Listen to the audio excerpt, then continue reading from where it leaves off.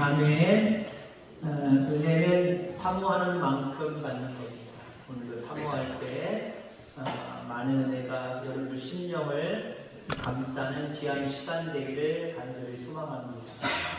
12제자라고 하는 제목으로 오늘 세 번째 마지막 시간을 맞이했습니다.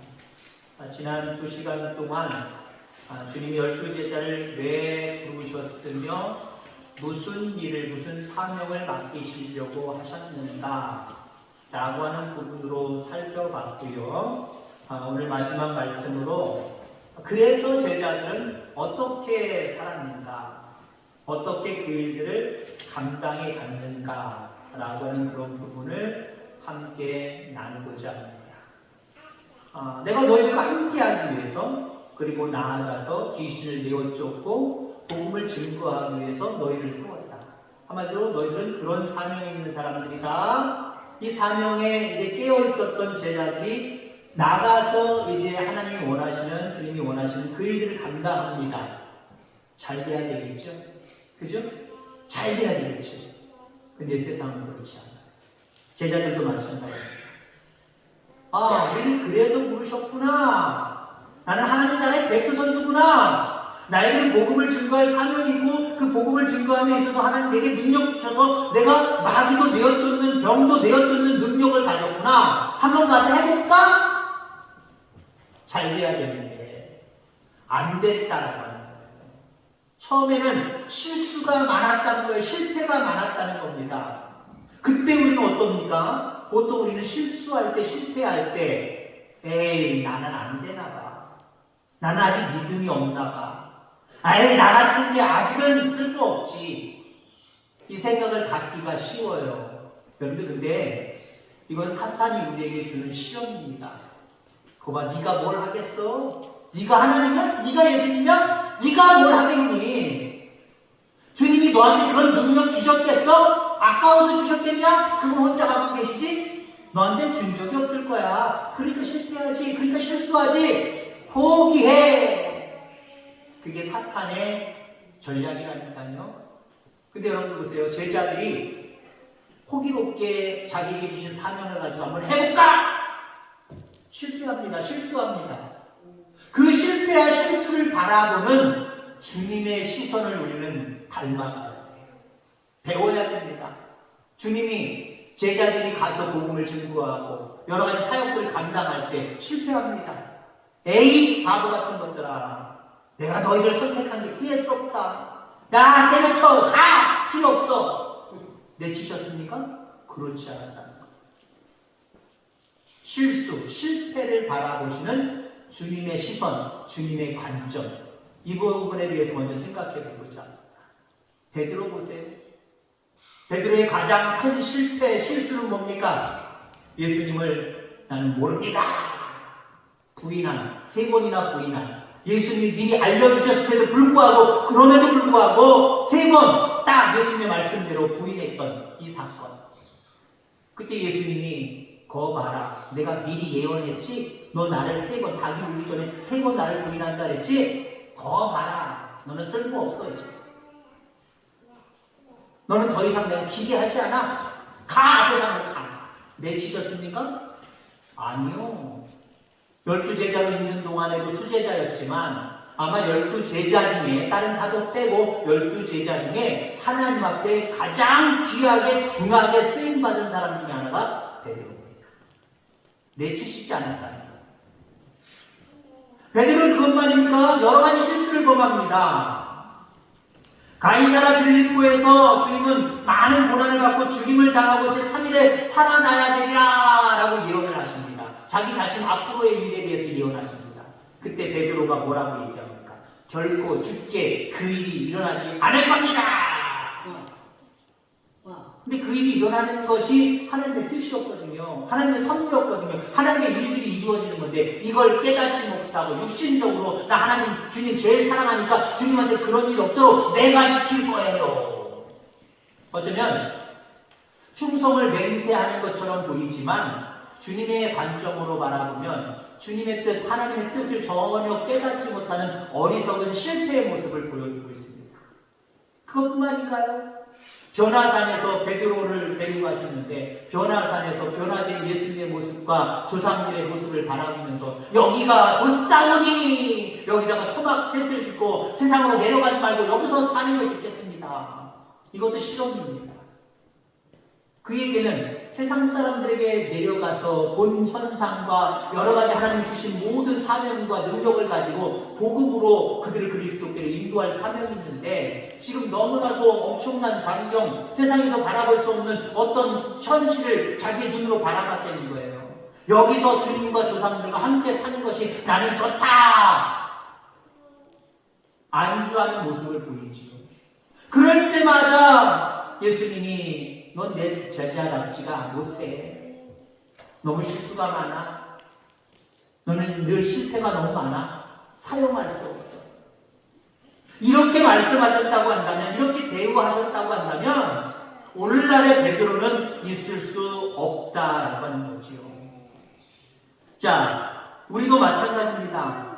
자신의 실수와 실패에 대해서 물론 냉정하게 바라봐야 되지만 너그럽게 용서하고 다시 한번 다독여서 다시 시작하려고 하는 모습이 여러분들 가운데 있기를 바랍니다. 특히 믿음 안에서 뭔가 좀 실수하고 실패하고 잘 안 되면 하나님 거봐요. 나는 아직 멀었다니까요. 이제 안 해요. 못해요.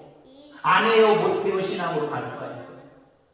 그러나 제자들도 그렇게 3년 동안 예수님을 따라다니던 제자들도 실수하고 실패했지만 하나님이 늘 너그러운 모습으로 용서해 주시고 용기 주시고 힘 주시면서 옆에서 다독여 주셨는데 그래서 사용하셨는데 내가 뭐라고 나도 연약할 수 있어. 그래 나는 실수할 수 있어. 실패할 수 있어. 하나님 실패했던 거 실수했던 거 주님 용서해 주세요. 이걸 빌미 삼아서 다시 일어서게 해주세요.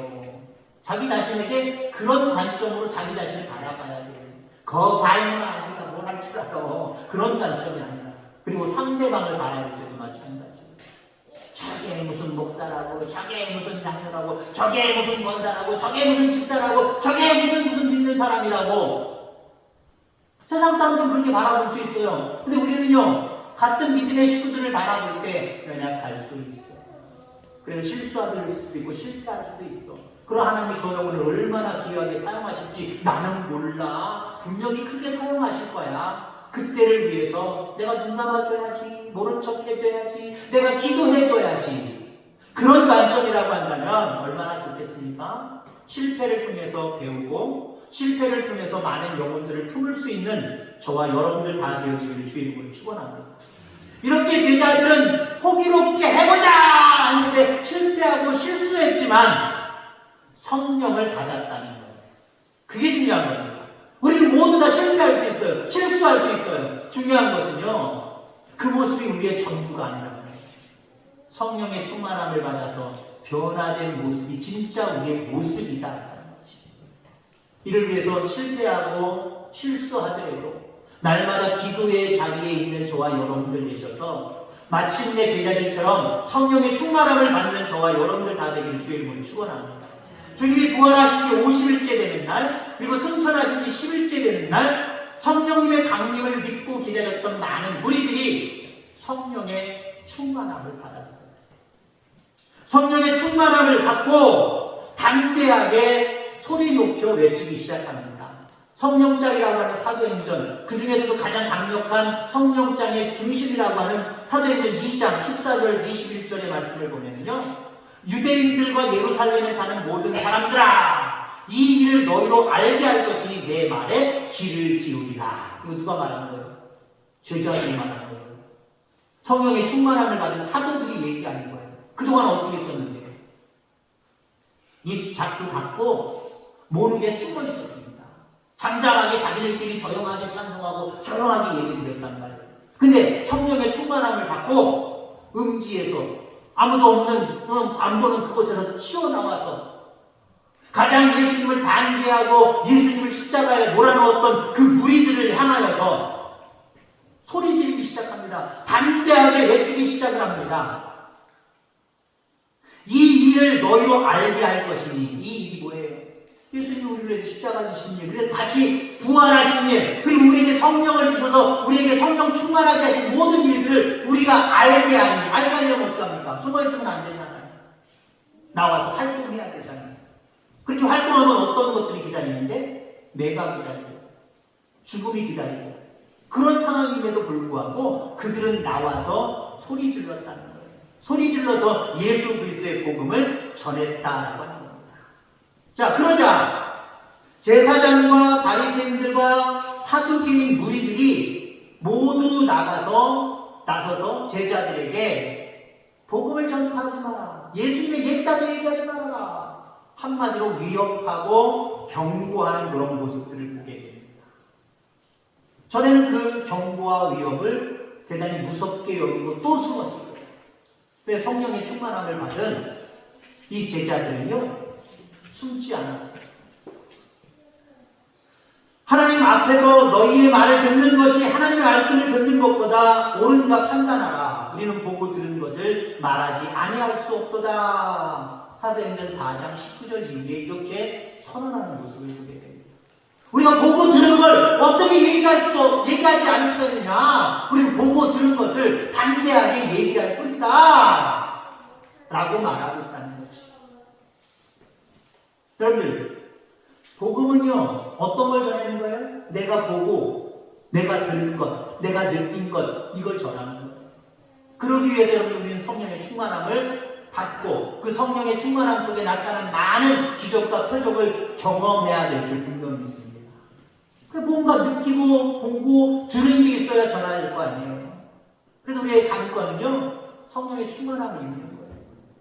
성령의 충만함을 입으면 그전엔 잘 안 들렸던 게 들리기 시작을 하고요. 그전엔 안 보였던 게 자꾸 보여지기 시작을 하고요. 그전엔 느껴지지 않았던, 체험되어지지 않았던 것들이 느껴지고 체험되어지는 놀라운 은혜가 쏟아지기 시작을 합니다.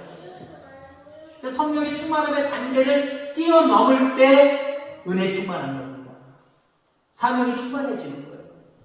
그래서 성령의 충만함을 입어서 변화될 수 있는 저와 여러분들 다 되기를 주의 이름으로 축원합니다. 그렇습니다. 제자들은 성령의 충만함을 입고 완전히 달라져 버렸어요. 부활하신 주님을 보고서 이 정도로 달라지진 않았습니다. 사실 엄격히 따지면. 우리가 부활하신 주님을 본 게 더 확실한 거 아니냐라고 볼 수 있겠지만 성경을 보면은요, 신약성경 특별히 사복음서를 말하보면요, 그리고 사도행전까지 말하보면은 제자들이 예수님의 부활을 목격한 사건보다 성령의 충만함을 입고 난 다음에 변화가 더 크게 변해요. 예수님의 부활하심을 목격한 다음에는 세상으로 돌아갔다가 다시 돌아와서 자기들끼리 숨어서 믿음을 유지하는 정도는 됐어요. 근데 성령의 충만함을 받아서는요, 두려울 게 없어요. 염려되는 게 없습니다. 아무 장애물이 없습니다. 담대하게 나가서 복음을 전파하는 그런 모습들을 바라보게 됩니다. 자, 그래서 실수와 실패가 많은 제자들이지만 성령의 충만함을 받고 변화되어서 마지막에는 죽도록 헌신했다는 거예요. 죽도록 헌신했다는 거예요. 아니, 죽기까지 헌신했습니다. 12명의 제자들의 면면을 가만히 보면, 이후에 성령 충만함 받고 죽을 때까지의 모습을 가만히 보면은요, 사도 요한만 제외하고 11명의 제자들이 다 순교했어요. 순교했어요. 어머나 순교구소 그러지 마시고요. 내가 주를 위해서 열심으로 변함없이 복음을 위해서 살다가 죽으면 그게 순교예요. 아멘. 주기철 목사님 기념관 다녀오시고 그랬는데, 주기철 목사님 그런 분들은 실질적으로 진짜 순교하신 분들이에요. 그죠?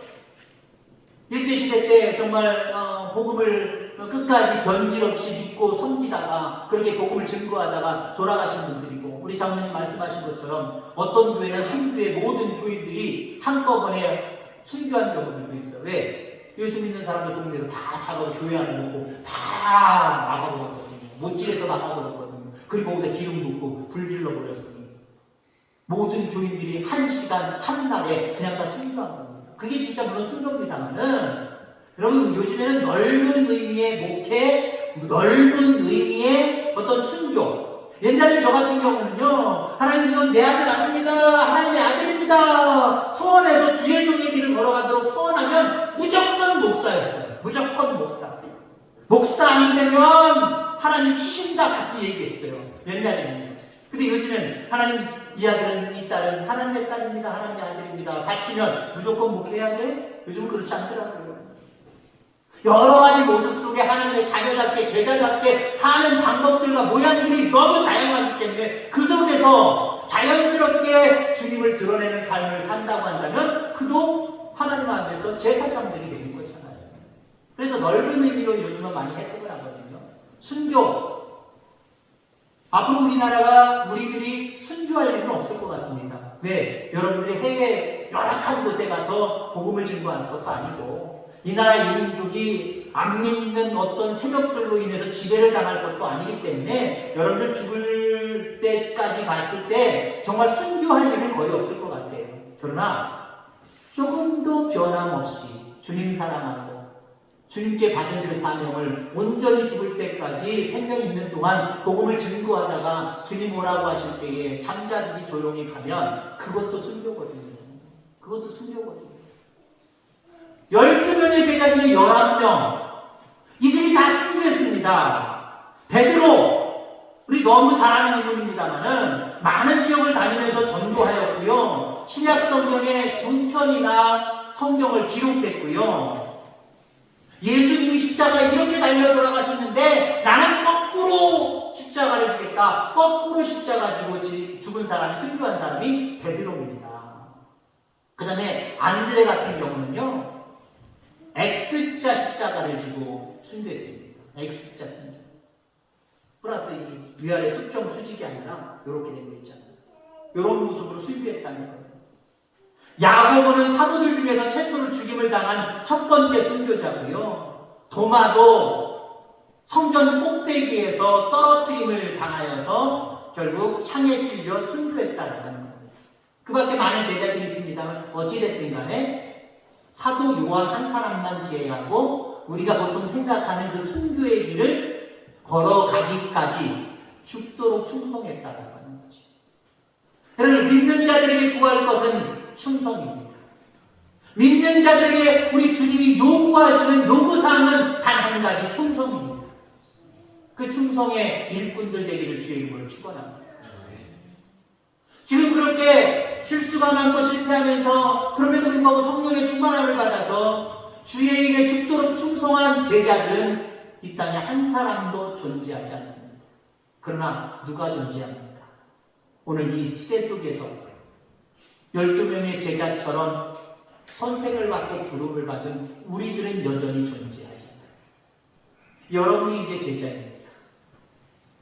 여러분들이 제자라고 하는 사실을 기억하면서 물론 우리가 미약하고 부족하고 때로는 미련하고 우둔해서 실수하고 실패하는 일이 많지만 우리에게 성령을 선물로 주시잖아요. 성령을 사모하고 성령의 충만함을 받아서 이제 이 시대 속에서 주님 부르시는 그 순간까지 헌신하고 충성의 길을 걸어가는 참된 제자들, 그 제자들이 여러분들이 다 되어지기를 주의 이름으로 축원합니다. 하나님 아버지 감사합니다. 11월 첫째 주